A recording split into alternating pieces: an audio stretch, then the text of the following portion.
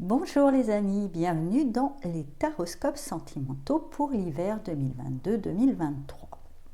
Donc, pour ceux qui arrivent, j'explique comment va procéder le tirage. Donc là, on utilise d'abord l'oracle, le chakra du cœur, le chakra du cœur, qui va donner le ton général, un petit peu l'énergie générale. On va fonctionner par ligne, ça ne sera pas comme les taroscopes mensuels avec l'énergie centrale, puisqu'une saison a 3 mois, on va dire le premier mois, le deuxième mois, le troisième mois. Et là, on va avoir un peu l'ambiance générale, l'atmosphère générale pour le premier mois, pour le deuxième mois, pour le troisième mois. Ensuite, avec le tarot de l'amour, on va voir un petit peu comment cela va s'exprimer pour chaque mois. Donc là, en première position, ça sera vous. En face, ça sera la personne que vous avez dans le cœur, avec qui vous vivez. Pour les célibataires, ça peut être l'ambiance aussi. Et entre les deux, ce que ça donne. La relation, ou pour les célibataires, les possibles, vous, l'énergie en face, l'atmosphère en face, qu'est-ce que ça peut donner. Normalement, j'essaye de faire, je fais une première lecture un petit peu pour les couples ou les personnes qui ont une personne bien particulière dans le cœur, pardon. Mais après, je fais une petite translation, j'ai fait un truc franglais, translate, une petite traduction, voilà, pour les célibataires. Mais regardez quand même la notion du couple de la personne. Il y a peut-être des mots qui vous parleront, sachant que quand je parle de l'autre, voyez plutôt l'hypothétique autre, ou l'atmosphère, l'ambiance, parce que voilà, même si des fois je parle d'une ambiance incarnée dans une personne, mais ça peut être une ambiance incarnée dans un état général aussi. Donc voyez, vous l'adapterez aussi selon votre vie personnelle à chacun. Ensuite, pour finir, il y aura un petit message de l'oracle de l'amour de Astro Bohème, qui je trouve sont très pertinents, qui s'il m'inspire une interprétation, je vous la transmets, mais si toutefois il n'y en a pas, c'est que c'est à vous de trouver, de faire travailler votre intuition personnelle. Comme à chaque fois, ce taroscope ne parlera pas à tout le monde, prenez que ce qui résonne en vous et laissez le reste de côté. Ah oui, j'oubliais, si vous vous reconnaissiez mieux dans l'autre que dans le consultant, la consultante, là, vous intervertissez, il n'y a pas de souci. Et comme je disais, il ne parlerait pas à tout le monde, prenez que ce qui résonne en vous, laissez le reste de côté. Vous pouvez, pour plus d'informations, consulter le taroscope de votre signe ascendant lunaire et du coup du signe dans lequel se trouve Vénus dans votre thème astral, vu qu'on est dans les sentiments, ça sera pertinent. Comme cette introduction sera remise à chaque taroscope, je mettrai quand même sous cette vidéo un barre d'infos, le timer pour pas que si vous regardez les 4 taroscopes, vous faites un repeat one sur cette introduction qui, je pense, après vous cassera un peu les pieds. Enfin, moi, ça le fera. Voilà, je vous dis à tout de suite pour les taroscopes. Bonjour, chers amis Verseau, et bienvenue dans votre taroscope sentimental pour l'hiver 2022-2023. Donc, on va voir tout de suite l'énergie pour le premier mois de cette saison, et on a rencontre par le travail. Alors, pour moi, je ressens, c'est qu'il y a notion quand même... pour certains Verseaux célibataires, peut-être que dans les démarches du travail, de manière directe ou indirecte, il y aura une possibilité de rencontre.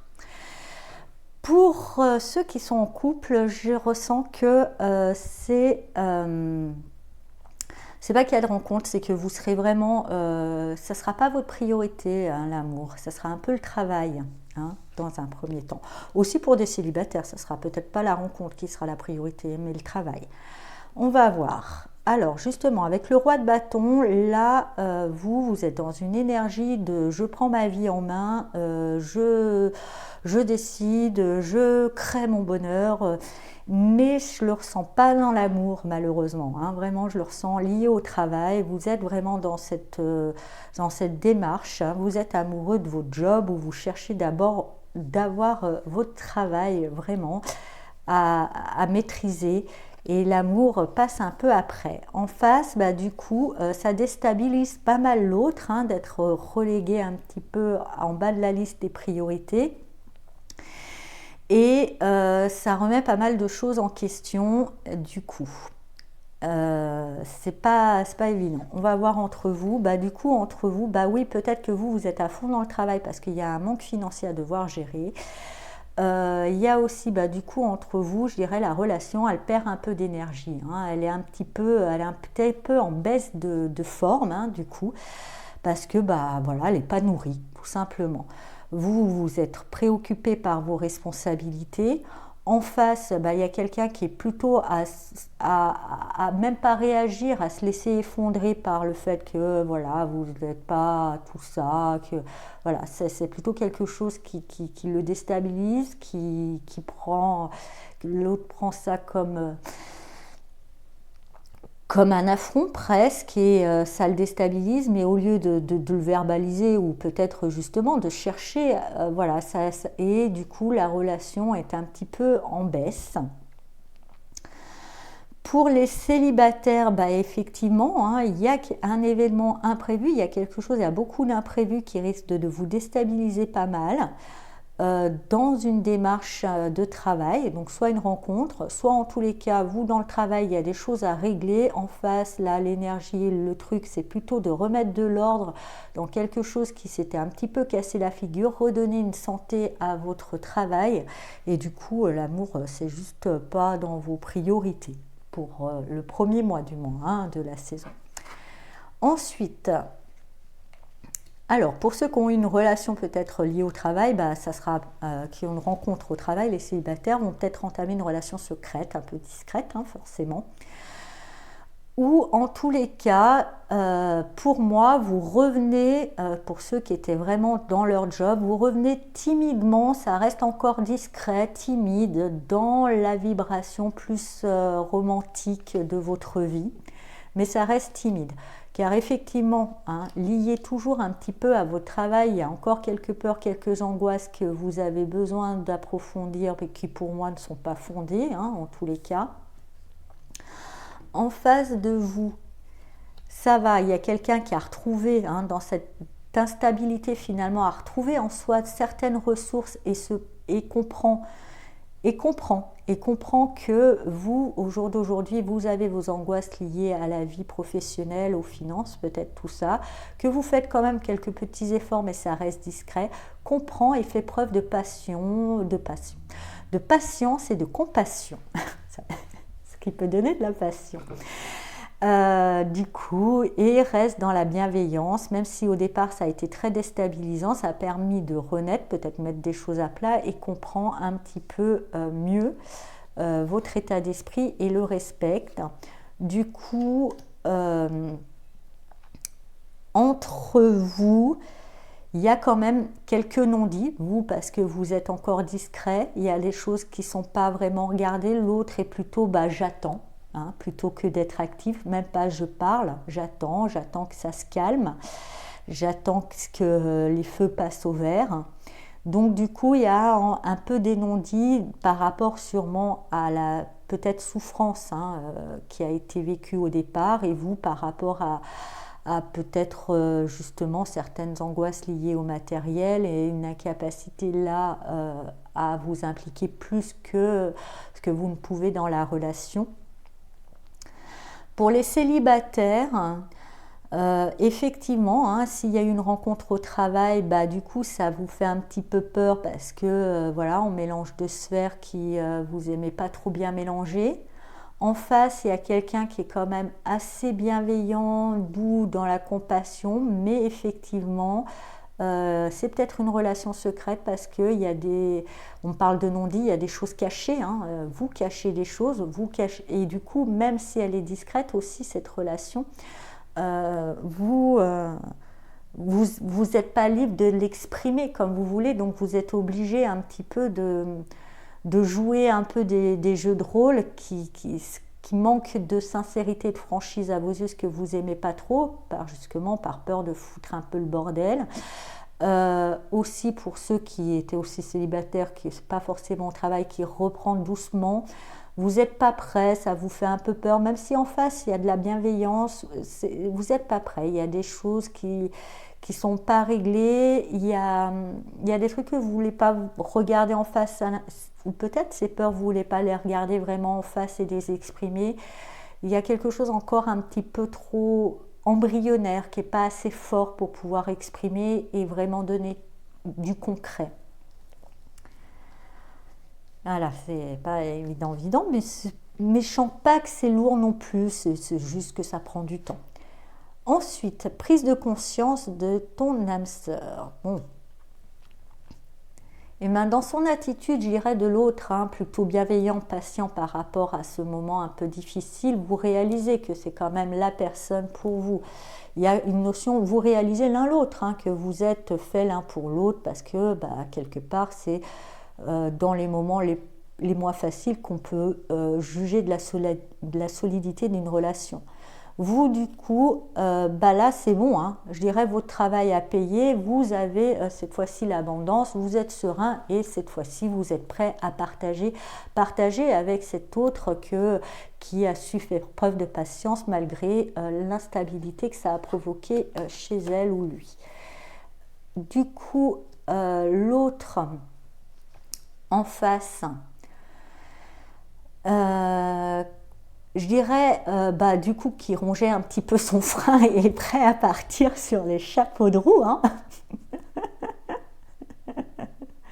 Est prêt à avancer avec vous, mais peut-être un peu trop vite. Bon, faut dire que ça a rongé un peu son frein, l'instabilité. J'ai fait preuve de patience, tout ça. On est sorti, ça y est, on est sorti de la tempête. Allez, et peut-être un peu trop, mais ça va. Entre vous, du coup, entre vous, avec l'autre qui veut aller peut-être un peu trop vite, vous, c'est bon, vous êtes ancré, vous retrouvez un petit peu une stabilité, même si vous êtes prêt, ça y est, à partager des moments, vous n'êtes pas prêt à vivre non plus les grandes aventures, vous sortez quand même de quelque chose un petit peu délicat, vous êtes peut-être un peu fatigué aussi, donc ça risque d'être un petit peu des fois conflictuel, mais conflictuel dans le bon sens du terme. Ça sera plutôt un peu des débats, hein. Il y aura du débat entre vous, entre l'impatience, hein, cette fois-ci de votre autre qui a fait preuve de patience, mais là ça y est, elle est arrivée à sa limite, il n'en a plus. Et vous, je dirais, votre envie de vous poser, d'être dans le partage, hein, oui, dans l'amour, dans le partage, mais des choses un peu plus calmes. Voilà, il va y avoir un petit peu de débat, mais je trouve... Voilà, mais en même temps, vous êtes conscient, ça sera des débats gentillets, mignons, c'est pas violent. Pour les célibataires, hein, qui étaient, alors soit ceux qui étaient dans la relation du travail, qui ont rencontré quelqu'un, vous aurez une envie de construire, hein, en face. Vous aurez envie de construire quelque chose de solide. C'est bon, là, la relation discrète, ça va 5 minutes, vous savez que vous êtes amoureux, c'est bon, vous voulez être dans une relation. L'autre en face, je dirais que